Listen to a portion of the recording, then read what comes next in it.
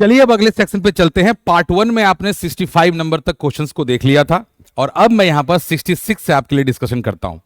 यहां पर जो क्वेश्चन दिया गया है कहता है the pair of molecules that are metamers among the following. Metamerism, structural isomerism क्या होता है पहले उसको समझिए। मेटामेरिज्म होता है कि एक ऐसा स्ट्रक्चरल आइसोमर जिसमें बायवेलेंट या पॉलीवेलेंट के लिए नॉर्मली बायवेलेंट मतलब जिसके दोनों तरफ अल्काइल ग्रुप चेंज हो सके, वैलेंसी 2 के साथ, जैसे ऑक्सीजन, जिसमें बायवेलेंट फंक्शनल ग्रुप मौजूद हो और उसके अराउंड अल्काइल ग्रुप अपना पोजीशन चेंज करे, तो हम उसे कहते हैं मेटामर्स और यह फेनोमेना कहलाता है मेटामेरिज्म। तो अगर जहां पर देखें आप ध्यान से, इसमें देखिए यहां OH है और यहां भी OH रह गया, यह मेटामेरिज्म नहीं है, क्योंकि याद रखिएगा मेटामेरिज्म के लिए ईथर सबसे बेस्ट एग्जांपल है, कीटोन भी एक अच्छा एग्जांपल है। तो अगर यहां ध्यान से देखें ईथर, देखिए इस तरफ एक मिथाइल है, इधर प्रोपाइल है, तो मिथाइल प्रोपाइल ईथर, एक अल्काइल ग्रुप उठ के इधर आ गया डाइथाइल ईथर, तो इसका एक कार्बन उठ के इधर आ गया। मान लीजिए सीन कुछ ऐसा है और फिर इसमें से एक कार्बन उठ के इधर आ गया, अब दोनों तरफ 2-2 हो गए, ये दोनों एक दूसरे के मेटामर्स कहलाएंगे और इसीलिए इसका आंसर 2 नंबर हो जाएगा। उम्मीद है आपको यह बात समझ में आ गई होगी। मैंने अभी कहा कीटोन शो करता है, अब ये कीटोन है पर ये तो अल्डिहाइड है, इसलिए ये फंक्शनल आइसोमर है पर ये मेटामर्स नहीं है। कई बार बच्चे पोजीशन आइसोमर्स में भी कंफ्यूज कर जाते हैं, तो मेटामेरिज्म हमेशा याद रखिएगा ऑक्सीजन या जो भी कीटोन है उसके अराउंड अल्काइल ग्रुप अपना पोजीशन चेंज करेगा, फंक्शनल ग्रुप नहीं बदलेगा, वो वही रहेगा, इसका ध्यान रखना है। चलते हैं अगले सवाल पर। कहता है identify the incorrect statement from the following. दिए गए सवाल में इनकरेक्ट स्टेटमेंट क्या है ये बताइए, ये क्वेश्चन था। अब यहां पर ध्यान से देखिए, ट्राई इथाइल फास्फोरस है और ट्राई फिनाइल आर्सेनिक है, ये डी पाई बॉन्ड बनाता है, ये एकदम सही बात है, इसमें कहीं कोई दिक्कत नहीं है, ये सत्य वचन है। कहता है nitrogen can form D pi P pi bond, ये गलत है।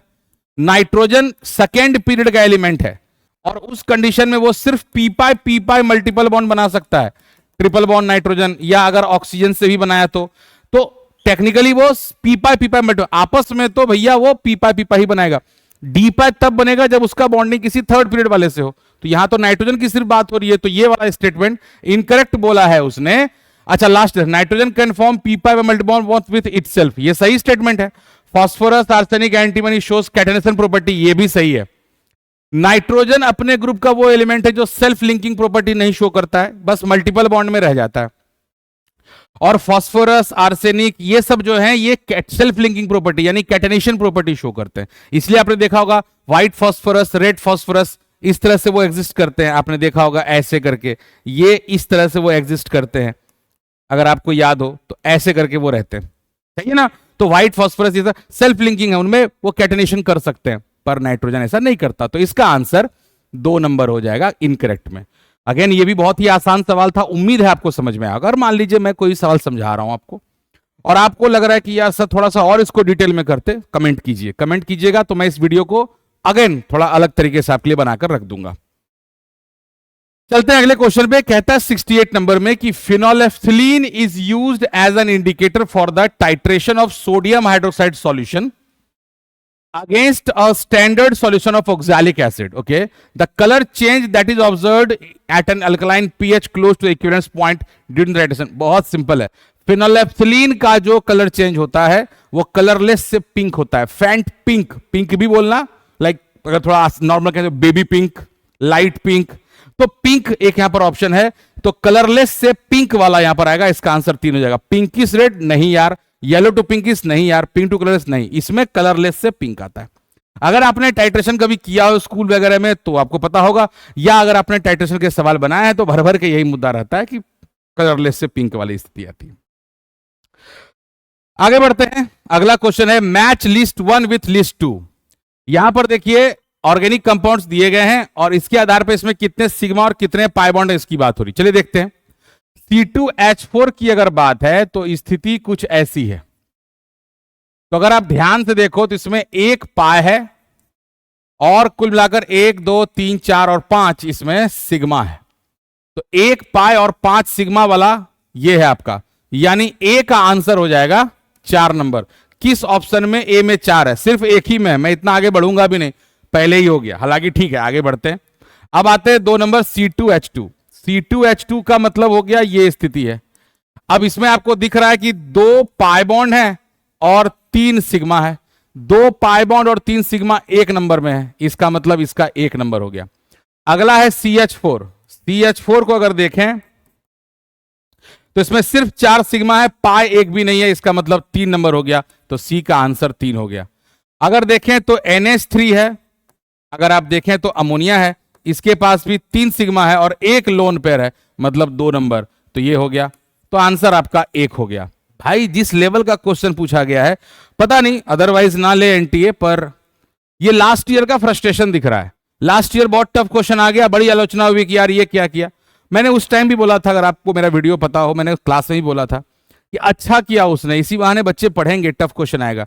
बट इस बार जिस तरह से क्वेश्चन उन्होंने दिया है, मुझे लगता है खाना पूर्ति कर दी, लो भैया तुम लोग को टफ नहीं चाहिए, इजी ही देते हैं। क्या क्वेश्चन है ये, मतलब इस तरह के क्वेश्चन 11th में भी लोग देना नहीं चाहता है, और एनटीए ने इस तरह के क्वेश्चंस को नीट में दे दिया है, जिससे भविष्य के डॉक्टर बनेंगे। मजाक है ये, पूरी तरह से मजाक हो गया।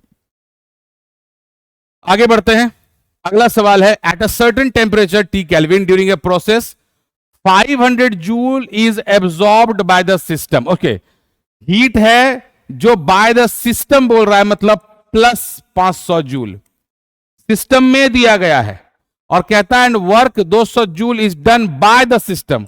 अच्छा, सिस्टम ने काम किया मतलब 200 जूल। आप लोगों ने अच्छे से पढ़ रखा है। Heat given to the system positive, heat given from the system negative, work done by the system negative, work done on the system positive. पढ़ा है आप लोगों ने। और यहां पर आपको कह रहा है then change in internal energy. भैया डेल यू का वैल्यू क्या होगा, Q प्लस W होता है 500 प्लस, और इसका वैल्यू 200, आंसर हो जाएगा 300 जूल। बाप रे बाप, क्या ही रद्दी सवाल है। बिलीव मी, मैं अपने क्लास टेस्ट में ऐसे क्वेश्चन नहीं देता हूं, इस तरह के क्वेश्चंस मैं क्लास टेस्ट में नहीं देता हूं। क्या ही मजाक है ये। एनटीए ने नीट की परीक्षा ली है इस बार, क्या कहा जाए। चलिए अगले सवाल पर चलते हैं। कहता है methane reacts with steam, methane reacts with steam at 1273 kelvin in the presence of nickel catalyst to form. जब मैंने आपको हाइड्रोकार्बन पढ़ाया था, आपको याद होगा, उसमें मैंने अल्केन जब पढ़ाया था, अल्केन में ऑक्सीडेशन मैंने पढ़ाया था, तो ऑक्सीडेशन में स्टीम, जब हम लोग भाप के प्रेजेंस में मीथेन को ऑक्सीडाइज करते हैं स्टीम में, यानी CH4 प्लस H2O, और H2O मतलब स्टीम, तो यहां पर जब आप इसको हीट करते हैं टेम्परेचर इस लेवल पे, तो ये आपको देता है CO प्लस 3H2। इसे हम लोग वाटर गैस बोलते हैं, या फिर इसे हम लोग सिन गैस बोलते हैं। तो वाटर गैस या सिन गैस, यानी इसका आंसर हो जाएगा CO प्लस H2, यही है आपका, यानी इसका आंसर 1 नंबर हो जाएगा। तो इस तरह से हम लोगों ने यहां तक कि हम लोग अब आगे बढ़ते हैं और अगले सवाल पर चलते हैं अगले सवाल पर। ये जो क्वेश्चन आपके सामने दिख रहा है, क्वेश्चन नंबर 72। कई बच्चों को लगा होगा यार क्या सवाल पूछा है एनसीईआरटी नीट एनटीए ने, पर मैं आपको बता दूं ये जो क्वेश्चन है ये कॉपी पेस्ट सवाल है एनसीईआरटी का। अगर आपने अल्डिहाइड कीटोन चैप्टर पढ़ा है तो एनसीईआरटी ओपन कीजिएगा, एग्जाम्पल है लेफ्ट साइड में, पेज में देखिएगा, एक बड़ा सा क्वेश्चन है, ये वही सवाल है, एकदम एग्जाम्पल है वो। कंपाउंड P, ध्यान सुनिएगा, कहता है C8H8O gives a red orange precipitate with 2,4-DNP reagent. दिमाग में एक बात फिट कर लीजिए, आज के बाद कभी भी अगर आपको ऐसा कुछ दिखे जहां पर कि आपको यह लगे कि यार किसी ने 2,4-DNP टेस्ट दिया है, ध्यान से मेरी बात सुनिएगा, यह डिस्कशन थोड़ा लंबा जाएगा। अगर आपको कभी भी ऐसा सवाल मिले जहां पर लिखा मिले कि 2,4-DNP टेस्ट दिया है, तो समझ जाइएगा कि वो प्रूफ करता है कि वहां पर कार्बोनाइल ग्रुप मौजूद है। ये प्रूफ है उसका, ये प्रूफ है कि वहां पर कार्बोनाइल ग्रुप मौजूद है, यानी अल्डिहाइड या कीटोन हो सकता है। ये पहली बात। अगर फॉर्मूला मेरा C8H8O है तो देख कर ही लग रहा है कि इसमें एक बात तो तय है कि बेंजीन मौजूद है, तभी तो ये फॉर्मूला है, CCH6 होता है बेंजीन का, ये कंफर्म है, ठीक है। अब कहता है it does not reduce Fehling's reagent. Fehling's test कौन देता है, वो अल्डिहाइड जिसके पास अल्फा हाइड्रोजन हो। कीटोन ये टेस्ट नहीं देता है। इसका मतलब एक बात और तय हो गया कि एक तो कार्बोनाइल ग्रुप है, ऊपर से ये कीटोन है। चलिए फिर भी मैं श्योर नहीं हूं कि कीटोन ही हो सकता है, हालांकि एक बात तय है फॉर्मल्डिहाइड ये हो नहीं सकता, पर एक बात ये भी तो है कि बेंजल्डिहाइड भी ये टेस्ट नहीं देता है। फेलिंग्स टेस्ट बेंजल्डिहाइड भी नहीं देता है, तो चांसेस है कि बेंजल्डिहाइड या कीटोन में से कोई होगा। देखते हैं और कुछ क्लू दिया है। ऑन ड्रास्टिक ऑक्सीडेशन, अब देखिए बोल दिया शब्द ड्रास्टिक, इसका अर्थ हुआ कि ये अल्डिहाइड नहीं होगा, क्योंकि अल्डिहाइड बड़ी आसानी से कार्बोक्सिलिक में कन्वर्ट हो जाता है, यानी कंफर्म हो गया कि ये कीटोन है। अब देखिए 6 कार्बन इसके पास है और कीटोन होने के लिए इसके पास सी डबल बॉन्ड के साथ एक CH3 होना अनिवार्य है। मेरा कंपाउंड यही है, कंफर्म हो गया। कार्बोनाइल है, 2,4 DNP टेस्ट दे रहा है। ड्रास्टिक ऑक्सीडेशन, इसे जबरदस्ती जब मैं ऑक्सीडाइज करूंगा ना, ड्रास्टिक, क्योंकि आपको मैंने पढ़ाया था, अगर आपको याद हो, कीटोन आसानी से ऑक्सीडाइज नहीं करता है, और अगर आप इसे ऑक्सीडाइज करते हो तो ये पॉपअप रूल फॉलो करता है। पॉपअप रूल मैंने पढ़ाया था आप लोगों को। पॉपअप रूल क्या होता है अगर नहीं पता तो कमेंट कीजिएगा, होगा तो वीडियो बना दूंगा। पॉपअप रूल उसने फॉलो करता है। अब इसके आधार पर जब मैं इसे ऑक्सीडाइज करूंगा तो बॉन्ड यहां से ब्रेक कर जाएगा और एक आपका बन जाएगा कार्बोक्सिलिक एसिड, दूसरा बन जाएगा फॉर्मिक एसिड। सवाल पढ़िए, कहता है chromic acid P gives an aromatic product Q that produces effervescence or treated with sodium bicarbonate compound। जैसी बात है effervescence, मतलब हो गया कंफर्म कि भैया ये कार्बोक्सिलिक एसिड है, इसे ट्रीट करेंगे तो सोडियम कार्बोक्सिलेट, सही है ना, तो सोडियम लग जाएगा एफरवेसेंस और फिर वहां से Na2CO3 बाहर निकाल देगा। तो उस आधार पे हमारा जो यहां प्रोडक्ट बन के आया वो जो सीन है वो यही है कि हमारा आंसर यहां पर एसिटोफिनॉन और Q, यानी कि हमारा 2 नंबर इसका आंसर हो जाएगा। एक ये बन गया और एक हमारा कार्बोक्सिलिक एसिड बन गया। तो इस तरह से ये सवाल हमारा था, बहुत बढ़िया सवाल था। उम्मीद है ये सवाल आपको समझ में आया होगा। आगे बढ़ते हैं। अगला सवाल है, a solution of copper sulphate is utilised for 10 minute with a current of 1.5 ampere. Time और करंट दे दिया। इलेक्ट्रोकेमिस्ट्री, फैराडेज लॉ का सवाल है ये, देखते ही समझ में आ गया। The mass of copper deposited, चलिए कॉपर की कहानी को समझते हैं। कॉपर 2+ के साथ 2 इलेक्ट्रॉन लेता है, कॉपर जाता है, 2 इलेक्ट्रॉन का मतलब 2 फैराडे। कॉपर का वजन 63.5 ग्राम होता है, यहां मास इसने 63 दिया है तो हम 63 ग्राम लेंगे। 2 फैराडे के लिए 63 ग्राम हो गया भाई। अब यहां पे सुनना, करंट के लिए जाते हैं तो Q = I × T में चलते हैं। I हमारे पास कितना है 1.5 और करंट हमारे पास 10 मिनट का दिया है, इसे सेकेंड में भी बदल सकते हैं। अब ये इस बात पर डिपेंड करता है कि इस सवाल में ये कैसे लेके चल रहा है, मिनट के आधार पर लेके चल रहा है कि सेकंड के आधार पर लेके चल रहा है, वो डेटा से समझ में आ जाएगा। कह रहा है कितना मास डिपॉजिट हुआ, वेट निकालने बोल रहा है। मॉलिक्यूलर मास, मॉलिक्यूलर या एटॉमिक वेट कह देते हैं क्योंकि ये कॉपर का वेट है, तो weight of atomic weight of copper into current into time, number of electron n और फैराडे f, तो हो गया 63 इंटू करंट मेरा 1.5 इंटू 10 अपॉन 2 गुने 96,500, और अगर इसे सेकेंड में बदलेंगे तो हमारा वैल्यू 60 के हिसाब से चला जाएगा। इसे आप अगर सॉल्व करते हो, 3 से थोड़ा कम वैल्यू जा रहा है डिजिट में, अगर इसे देखें मेरे को ये लग रहा है, आप इसे कैलकुलेट करके देखना, एग्जैक्टली यही वैल्यू के आसपास आपको मिलेगा। That is the story. So इसका आंसर 4 नंबर होगा। अगले सवाल पर कहता है the functional group that can be identified through phthalein dye test. Now what is phthalein dye test? ये भी रिएक्शन आप लोगों को क्लास में मैं कई बार करवा चुका हूं। अगर आपको याद हो तो फिनॉल चैप्टर याद करो, मैंने फिनॉल में आपको पढ़ाया था। देखिए जब आपके पास मान लीजिए थैलिक एनहाइड्राइड है, ध्यान दीजिएगा, ये आपके पास थैलिक एनहाइड्राइड है और आप इसे 2 मोल फिनॉल के साथ ट्रीट करते हो। ये देखना आपके नोट्स में लिखा हुआ है, मैंने ये रिएक्शन करवाया हुआ है आप लोगों को, ये आपके नोटबुक से सवाल है। और यहां पर ये देखो इस तरह से इसका पैरा हाइड्रोजन यहां से एक्साइटेड होगा और यहां से वाटर बाहर निकल जाएगा। ऐसा करने से सीन क्या बनेगा, कुछ इस तरह का बनेगा। आपको याद आ गया होगा अभी तक कि आपके नोटबुक में ये करवा चुका हूं। इसे हम लोग कहते हैं फिनोलेफ्थिलीन, जो इंडिकेटर है जिसका सवाल अभी कुछ देर पहले हम लोगों ने किया था। तो कहता है the functional group that can be identified, वो फिनोलिक है। एक हो जाएगा इसका आंसर, यही वो सवाल था। तो उम्मीद है आपको ये समझ में आया होगा। अगले सवाल पर चलते हैं। अगला सवाल कहता है the correct statement with regard to the secondary structure of DNA RNA. Correct statement, okay. DNA possesses a single, अरे नहीं रे, सिंगल नहीं डबल होता है, ये गलत। RNA possesses a single helix structure contains thymine, no no no no no. Uracil. DNA possesses a double stranded helix structure and contains thymine as one of the, okay ये सही है, 3 number सही है भाई। बायोमोलिक्यूल्स चैप्टर में DNA आखिर का topic है, वहां से ये क्वेश्चन था। RNA possesses double helix structure contains uracil as one of following, यहीं पे गड़बड़ हो गया पूरा, तो ये स्टेटमेंट भी गलत। तो इस तरह से 3 इसका आंसर हो जाएगा। आसान क्वेश्चन था। चलते हैं अगले क्वेश्चन के लिए। चलते हैं अगले सवाल पर, और अगला सवाल कहता है identify the correct statement. Okay, यहां पर 5 स्टेटमेंट दिए गए हैं और इस पांचों स्टेटमेंट के आधार पर इसने सवाल पूछा। पहला सवाल, the molality of 2.5 gram of ethanoic acid, जिसका 60 ग्राम है, इस सॉल्वेंट सॉल्यूशन। चलो ठीक है, मोलैलिटी बोल रहा है ना, तो चलो ठीक है, मोलैलिटी इसका निकालते हैं। मोलैलिटी तो हो गया number of mole of solute upon weight of solvent in gram into 1000।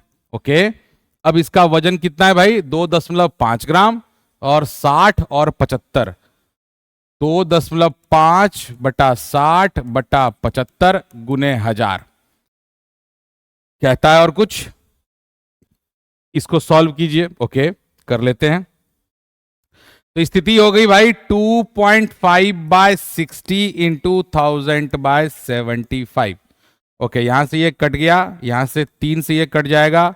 Okay, ये भी एक कट गया, 10 बटा 18, 0.556 मोलर इसका आंसर। एकदम सही स्टेटमेंट है भाई, पहला वाला स्टेटमेंट एकदम करेक्ट है। ओके, आते दूसरे पे। The molarity of solution containing 5 gram NaOH, इसको मैं यहीं पे बनाता हूं। मोलैरिटी इक्वल टू 5 बटा 40, वॉल्यूम है 450 गुने 1000। ओके, 5 बटा 40 हो गया भाई, 40 से तुम्हारा ये कट गया, इसको ऐसे ले लो, 5 बटा 40 गुने 1000 बटा 450, ये ले लो। तो इससे कट जाएगा, इससे एक कट जाएगा, यहां से 9 से कट जाएगा, हो गया 10 बटा 36, यानी कि 3 से थोड़ा कम रहेगा, 0.2। हाँ ठीक ही तो वैल्यू दिया इसने, 0.2। ये भी स्टेटमेंट सही है, यस, बी भी सही है। कहता है अगला, aquatic species are more comfortable cold water. सत्य है, डिजॉल्व, हेनरीज लॉ, जितना ज्यादा टेम्परेचर उसका, यहाँ हेनरीज लॉ नहीं, temperature, effect of temperature, Henry's law वो तो प्रेशर वाली बात है। यहाँ पर effect of temperature of the gas in liquid, तो जितना टेम्परेचर घटेगा सॉल्युटी उतनी इसकी उसके हिसाब से जाएगी, घट जाएगी, बढ़ जाएगी, तो सॉल्युटी बढ़ जाएगी। जाहिर सी बात है, ठंडा रहता है तो गैस ज्यादा डिजॉल्व रहेगा, तो कोल्ड में जो एक्वेटिक स्पीसीज वो ज्यादा कंफर्टेबल। मतलब ये क्वेश्चन 12th बोर्ड में आप देखोगे, सीबीएसई में कई बार पूछा गया है, तो ये स्टेटमेंट सही है। The solute gas increases with decrease in pressure, ये गलत है। हेनरीज लॉ, बढ़ेगी, जितना प्रेशर बढ़ेगा सॉल्युटी बढ़ेगी गैस की, नहीं तो घट जाएगी। For a binary mixture of this Na&B, mole fraction of B N, अरे ये तो गलत है, ये NB by Na plus NB होना चाहिए, जिसका मोल फ्रैक्शन निकालना है, मतलब वो हो जाएगा ये NB by Na plus NB। तो ये स्टेटमेंट डी और ई गलत है, ए बी और सी सही है, 2 नंबर आंसर हो जाएगा। तो ये देखो, ये जो सवाल था ना, ये टाइम किलिंग सवाल था, मतलब इसमें आपको टाइम देना पड़ता तब जाके ये सवाल बन जाता। थोड़ा ये एक लेंदी क्वेश्चन हुआ, मान लिए हम। आगे बढ़ते हैं, अगले सवाल पर चलते हैं। अगला सवाल है mixture of chloroform and acetone. अच्छा ओके भाई, याद करो, गला फाड़ फाड़ के क्लास में मैं 100 बार बोला था, रॉल्ट्स लॉ के आधार पे पॉजिटिव डेविएशन, नेगेटिव डेविएशन के जितने भी एग्जांपल्स हैं प्लस आइडियल सॉल्यूशन के, रट डालो, क्वेश्चन आएगा। देखो आ गया, mixture of chloroform and acetone forms a solution with negative deviation from Raoult's law.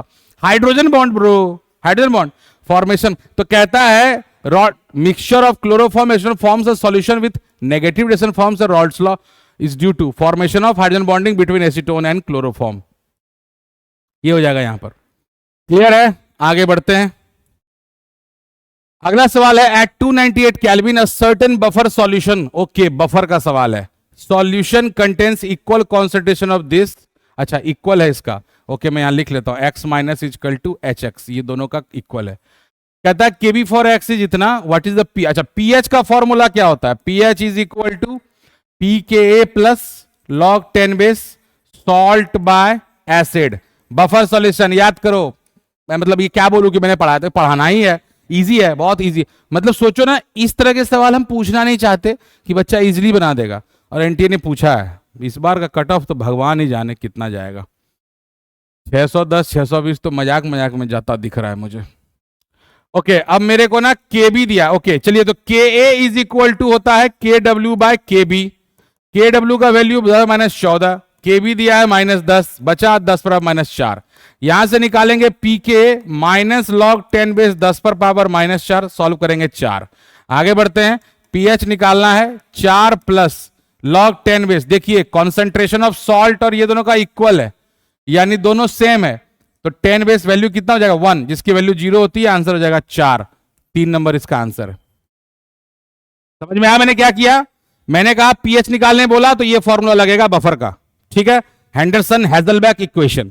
फिर मैंने कहा चलो के इक्वल टू के डब्ल्यू बाय के बी लगा देते हैं, हमने ये फॉर्मूला लगाया, ये वैल्यू आया। फिर यहां पर पी के निकाल लिया, अब इसको पुट किया, चूंकि दोनों का सेम है तो वैल्यू 1 हो जाएगा, आंसर 4 हो गया। आगे बढ़ते हैं, कहता है identify the incorrect statement. Okay, इसमें इनकरेक्ट बोलता है, कहता है IUPAC name the element with atomic number unnilseptium. सही है, 107 नंबर अनिल सेप्टियम सही है। The largest and the smallest species among magnesium magnesium ion okay are aluminium and magnesium. ये गलत हो गया भाई। कैटायनिक साइज अपने पेरेंटल साइज से छोटा होता है, मतलब मैग्नीशियम बड़ा होगा मैग्नीशियम आयन से, एल्युमिनियम बड़ा होगा एल्युमिनियम आयन से।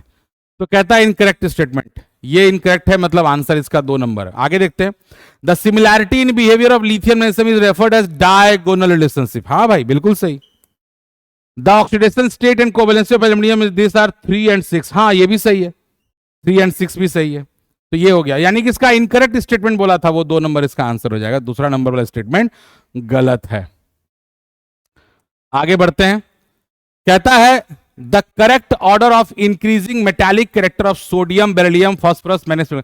चलो ऐसा करते हैं, इसको लिखते हैं, सोडियम 3rd पीरियड है, मैग्नीशियम इसके बगल में है, बेरिलियम इसके ऊपर है। ओके, उसके बाद हम लोग आगे जाते हैं तो बोरॉन आ जाएगा, एल्युमिनियम कार्बन सिलिकॉन, फास्फोरस यहां पे आ गया। उसके बाद और कौन सा दिया है, मैग्नीशियम हो गया, एंड देन सिलिकॉन, सिलिकॉन हमारा इस जगह रहेगा। अब ध्यान से सुनो, moving in the period from left to right metallic character घटता है, moving down to the group metallic character बढ़ता है। अब इस पूरे कैरेक्टर के हिसाब से एक और बात, अब जो नॉन मेटल तो नॉन मेटल ही रहेगा, सिलिकॉन एक मेटलॉइड आ गया, फास्फोरस एक नॉन मेटल है, तो इतना तो तय हो गया कि फास्फोरस सबसे कम होगा, इससे अधिक सिलिकॉन होगा। अब बचे ये तीनों, इसमें से सोडियम सबसे अधिक होगा, उससे कम आपका मैग्नीशियम होगा और उससे कम बेरिलियम होगा। तो ये हमारा आंसर 1 नंबर हो गया। तो इस तरह से हमने यहां तक का सवाल कर लिया, बहुत इजी था, लेकिन पीरियोडिक क्लासिफिकेशन का क्वेश्चन था, इजी वाला क्वेश्चन। अगला सवाल, the correct आईयूपीएससी name the following. भाई बताओ, ये भी सवाल पूछा गया है, मतलब वही बात है, ऐसे क्वेश्चन हम लोग क्लास में पूछते नहीं है कि बच्चे मजाक मजाक में ही बना देंगे, इसको क्या पूछना यार। 1 2 3 4 5 6 7 3 इथाइल 5 मिथाइल हेप्टेन, 3 नंबर इसका आंसर हो गया। देखो 3 नंबर पे ये जो है ये इथाइल ग्रुप है, 5 नंबर पे मिथाइल ग्रुप है, तो पहले 3 इथाइल लगाया फिर 5 मिथाइल लगाया। टेक्निकली ऑप्शन गलत है भाई, रूल कहता है पहला लेटर कैपिटल होगा, ऑप्शन गलत है, बट ठीक है। तो 3 इथाइल 5 मिथाइल हेप्टेन हो सकता है, जहां से मैंने ये लिया है वहां पे गलत लिखा हो, एग्जाम में शायद ठीक हो। चलिए चलते हैं इसके आगे हम लोग क्वेश्चंस करने के लिए। चलते हैं अगले सवाल पर। अगला सवाल कहता है match list 1 with list 2। Okay, ये सवाल है हमारा, प्लेटिनम, क्लोरीन है और अमोनिया है, यानी कुल मिलाकर इसमें 4 है। तो अगर इसमें कुल मिलाकर 4 है तो इसका मतलब ये आपका स्क्वायर प्लानर आ जाएगा, यहां पर ध्यान रखिएगा। ओके, उसके बाद आते हैं हम लोग, यहां पर 6 लिगेंड है, मतलब ऑक्टाहेड्रल, तो ये हो गया ए का ऑक्टाहेड्रल है हमारा, यहां पर ये हो गया बी का। ओके, उसके बाद CO5 5 है, तो ट्राइगोनल बायपिरामिडल। ये फैक्ट पे, मतलब अगर आपने केमिकल बॉन्डिंग में वेस्पर थ्योरी पढ़ा है या कोऑर्डिनेशन कंपाउंड में आपने वहां पर जाकर वीबीटी पढ़ा है, वैलेंस बॉन्ड थ्योरी, तो आपको दिख जाएगा। तो इसका डी हो जाएगा और इसका आपका सी रह जाएगा, यानी कि ए का 3, बी का 1, सी का 4, डी का 2, ये 4 नंबर हो गया। इट्स कंप्लीटली फैक्ट चार लिगेंड अगर होते हैं, जैसे अब निकल देखिए, चार लिगेंड है, वीक लिगेंड है, टेट्राहाइड्रल की तरफ चला जाएगा। यहाँ पर स्ट्रॉन्ग लिगेंड भी है, ये ऑक्टाहाइड्रल के लिए, स्क्वायर प्लैनेट के लिए प्रमोट करेगा उसको, क्योंकि थोड़ा स्ट्रॉन्ग लिगेंड है अमोनिया। यहाँ पर यहाँ छह के छह स्ट्रॉन्ग लिगेंड है अमोनिया के, वैसे भी ये ऑक्टाहाइड्रल रहेगा। और यहाँ 5 है तो ट्राइगोनल बाय पिरामिडल रहेगा। तो फैक्ट के आधारित पर है। इसे हम लोग केमिकल बॉन्डिंग चैप्टर्स में भी देख सकते हैं, या हम इसे कोऑर्डिनेशन कंपाउंड चैप्टर के आधार पर भी देख सकते हैं। Okay, for a certain reaction product the, अच्छा ये ग्राफ देखते ही समझ जाओ क्या है ये। अगेन अगर आपने ग्राफ पर ध्यान दिया है, zero order, first order, second, chemical kinetics का सवाल है, तो फैक्ट के आधार पर है ये ग्राफ। देखते ही आपको समझ में आएगा ये जीरो ऑर्डर का ग्राफ है। देखिए यहां से कहा नहीं गई, स्लोप नेगेटिव स्लोप है आपका। कॉन्सेंट्रेशन और टाइम के आधार पर अगर देखें तो हमारा ये जीरो ऑर्डर रिएक्शन को प्रमोट करता है, यानी ये इसका आंसर वन होगा। अगेन अगेन आपने अगर ग्राफ पढ़ा है तो डायरेक्टली ये उस ग्राफ के आधार पर चलेगा। ठीक है, आगे बढ़ते हैं। Which one of the following is an ambidentate ligand? Ambidentate ligand वो होता है जिसमें अटैक करने के लिए, ambidentate वो होता है जिसमें अटैक करने के लिए दो एटम होंगे, पर अटैक कोई एक ही करेगा। जैसे साइनाइड, कार्बन भी अटैक कर सकता है, नाइट्रोजन भी कर सकता है, यानी लोन पेयर दे सकता है, तो इसे हम लोग एम्बीडेंटेट कहते हैं। यहां पर कौन सा होगा, देखते ही समझ में आ जाना चाहिए आपको, थायोसाइनेट, SCN। यहां पर थायोसाइनेट आपका रहेगा। ठीक है, ये हो गई कहानी। आगे बढ़ते हैं। पर कंसिडर फॉलोइंग रिएक्शन, यहां पर थर्मोडायनेमिक्स का क्वेश्चन है। कहता है 2A को जब B से मिलाते हैं तो 2D मिलता है। डेल यू का वैल्यू -10 किलो जूल पर मोल है, डेल एस का वैल्यू -44 जूल पर केल्विन। यहां ध्यान दीजिएगा, एक का यूनिट में किलो जूल है और एक यूनिट में जूल है, यानी हमें या तो किलो जूल को जूल बदलना होगा या जूल को किलो जूल बदलना होगा। कहता है identify the correct option with del G not for the reaction and spontaneity of the reaction. कैसे बनेगा सवाल, तो सवाल सबसे पहले बनेगा डेल एच निकालिए, जिसका फॉर्मूला था del U plus del N G R T, ये लगा लीजिए। यहां से डेल एच निकाल लीजिए, फिर डेल जी का वैल्यू होता है del H minus T del S, यहां से आप डेल जी निकाल लीजिए। अगर वैल्यू प्लस आया तो नॉन स्पॉन्टेनियस है, अगर वैल्यू माइनस आया तो स्पॉन्टेनियस है। इसके आधार पे चूंकि टाइम कम लगे तो मैंने डेटा वैल्यू यहां पे पुट रखा। अब देखिए del U plus del NGRT को देखें तो ये -10,000 दिया गया है, चूंकि -10 किलो जूल है तो 10,000 बदल लिया, एन का वैल्यू 1 हो गया, मल्टीप्लाई किया हमने, ये हमारा डेल एच का वैल्यू आया। Del G equal to del H minus T del H में हमने डेल एच लगाया, टी हमारा 298 और डेल एस हमारा -44, मल्टीप्लाई करके सॉल्व करेंगे, आंसर हमारा 0.635 आएगा। वैल्यू देखिए ध्यान से पॉजिटिव में है, इसका मतलब नॉन स्पॉन्टेनियस है, यानी हमारा आंसर नॉन स्पॉन्टेनियस और ये वैल्यू आंसर 2 हो जाएगा। कैलकुलेशन लंबा ना जाए इसलिए मैंने यहां पर लिख के रख दिया, बाकी फॉर्मूला आप इसी पर अप्लाई करेंगे। आपने नोटिस किया कैलकुलेशन करना पड़ता, टाइम किलिंग था, थोड़ा ये टाइम लेता, 3 मिनट का सवाल लग सकता था बनाने में इसको। उम्मीद करता है आपको समझ में आया होगा। अगले सवाल पर चलते हैं अगले सवाल पर। और अब यहां पर बात करते हैं क्वेश्चन नंबर 86 की। इसमें कह रहा है कि the correct formal charge on oxygen atoms number 2, 1, 3 respectively. Chemical bonding का सवाल है। फॉर्मल चार्ज का फॉर्मूला क्या होता है, फॉर्मूला होता है number of valence electron minus number of non bonding electron minus half into number of bonding electron. अब अगर मैं यहां पर ओजोन को देखता हूं तो सबसे पहले चलिए मैं 2 नंबर निकालता हूं। तो 2 नंबर में फॉर्मल चार्ज ऑफ 2 नंबर, इसमें वैलेंस इलेक्ट्रॉन 6 है, माइनस नॉन बॉन्डिंग कितने हैं, 2 लोन पर इधर 2 इधर मतलब 4, माइनस हाफ इंटू बॉन्डिंग कितने हैं, 1 बॉन्ड बराबर 2 इलेक्ट्रॉन यानी 2 बॉन्ड बराबर 4। सॉल्व करेंगे मामला 0 हो गया, पहला ऑप्शन 0। चलिए आगे बढ़ते हैं। फॉर्मल चार्ज पहले वाले का, यहां पर valence electron 6 minus non bonding 2 है। देखिए बॉन्डिंग कितने हो गए, 2, 2, 4 और 2, हर बॉन्ड बराबर 2 electron, minus half into 6। Solve करेंगे +1, तो पहला 0 दूसरा +1। फॉर्मल चार्ज तीसरे का, वैलेंस इलेक्ट्रॉन 6, नॉन बॉन्डिंग भी 6, देखो नॉन बॉन्डिंग 2, 2, 4, 2, 6, अब माइनस हाफ इंटू बॉन्डिंग सिर्फ 1 है यानी 2। सॉल्व करेंगे -1, पहला 0 दूसरा +1 और तीसरा -1, आंसर इसका 2 हो गया। ये फॉर्मल चार्ज का फॉर्मूला, अगर इस फॉर्मूला को आप लगा लेते हो तो बड़ी आसानी से आप बना लोगे केमिकल बॉन्डिंग। मतलब ऐसे वैसे बेसिक क्वेश्चन दिए जो जनरली बच्चे इग्नोर करके चलते हैं, इस तरह का इन्होंने किया है। कहता है given below are certain reaction, identify the reaction for which Kp is not equal to Kc। Okay, अगर आपको याद हो तो केमिकल इक्विलिब्रियम में मैंने 3 केस बताया था। केस 1 मैंने बोला था कि अगर डेल एन इक्वल टू 0 होगा तो केपी इक्वल टू केसी होगा, अगर del N is greater than 0 होगा तो केपी ग्रेटर देन केसी होगा, अगर डेल एन लेस देन 0 होगा तो केपी लेस देन केसी होगा। ये हमने पढ़ा था। अब यहां पर सब में देखते हैं, यहां देखिए 2 है, इधर इधर भी 2, ये 0 हो गया, यहां पर डेल एन आपका 0 है, मतलब ये नहीं होगा। यहां भी देखिए 2 है, यहां भी 2 है, 0 हो गया। देखिए आगे का नंबर यहां 1, यहां भी 1, 2 - 2 0। इसमें आते हैं 1 1, यहां भी 1 1 0। अच्छा, इस तीनों केस में डेल एन 0 है। यहां देखते हैं 2 3 1 4, नहीं, ये होगा आंसर। इसमें केपी केसी बराबर नहीं होगा। तो जब डेल एन का वैल्यू 0 हो जाएगा तो वहां केपी और केसी बराबर होगा। अगर डेल एन का वैल्यू 0 नहीं है फिर वो ग्रेटर और लेसर के आधार पे इक्वल नहीं होगा, बैलेंस करना पड़ेगा। अगले सवाल पर चलते हैं। 88 नंबर कहता है given below is an expression for the rate constant of a first order reaction occurring at this. Okay, ये है सवाल। नेचुरल लॉग के का वैल्यू 14.34 माइनस 1.25 टी। कहता है the energy of activation in kilo calorie per mole for the reaction is. Okay, बहुत easy सवाल है। देखिए natural log K is equal to natural log A minus E A upon R T. तो देखो भाई ये वैल्यू हो गया, ए का वैल्यू 1434, इसका मतलब हुआ E A upon R T is equal to 1.25 into 10⁻⁴/t। तो यहां से टी टी कैंसिल हो गया, तो ई ए हो गया आर इंटू 1.25 इंटू 10⁻⁴। आर का वैल्यू इसने दिया है 1.98 में, लगभग 2 अगर ले लूं तो 1.25 इंटू 10⁻⁴, 12 दूना 24 के आसपास। किस ऑप्शन में 24 है? 4 नंबर। बन गया सवाल। कैसे किया समझ में आया? ये केमिकल काइनेटिक्स में एक्टिवेशन एनर्जी का इक्वेशन होता है नेचुरल लॉग का। ऐसे हम लोग कहते हैं log 10 बेस के equal to log 10 base A minus E upon 2.303 RT. इसने नेचुरल लॉग में लिया।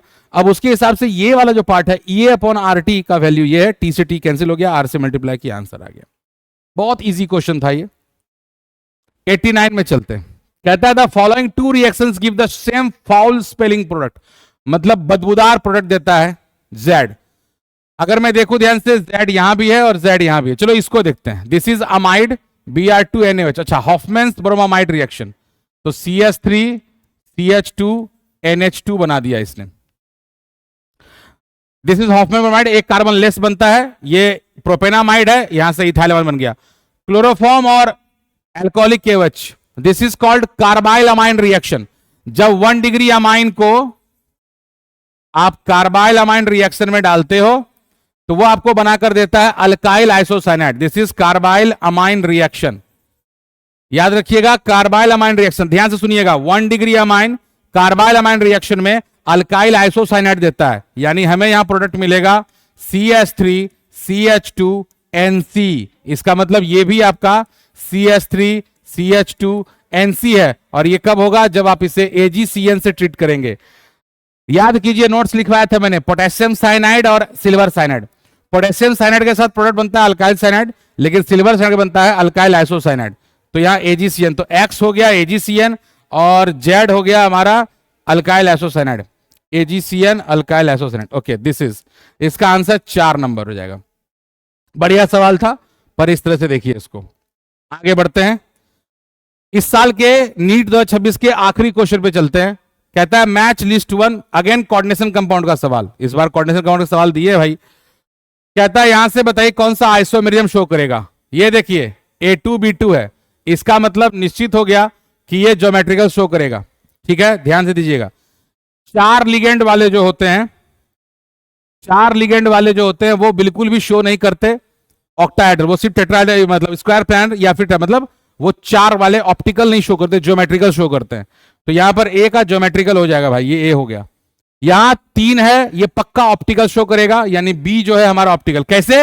ये देखो बाइडेंटेट लिगेंड है, 3 है, फैक्ट पर है, पढ़ लेना, नोट्स में लिखा हुआ है। ये सिमेट्रिकल बाइडेंटेट लिगेंड है, ये ऑप्टिकल हो जाएगा। उसके बाद यहां देखो NO2 है, NO2 ऐसे भी हो सकता है और ONO भी हो सकता है, मतलब लिंकेज आइसोमेरिज्म हो गया। ये हो गया C हमारा। और ये हाइड्रेटेड यानी सॉल्वेट, ये हो गया D हमारा। तो A का 3, B का 1, A का 3, B का 1, C का 4, यानी इसका आंसर 3 हो जाएगा। तो ये थी कहानी। उम्मीद करता हूं आप लोगों को अच्छे समझ में आया होगा। इसके अलावा अगर आपको कोई डाउट हो तो मुझे आप कमेंट करके या मेरे व्हाट्सएप नंबर पे मैसेज मुझसे पूछ सकते हैं। आज के लिए बस इतना ही। अगली बार एक नए वीडियो के साथ आपके लिए मिलेंगे। तब तक के लिए बाय बाय।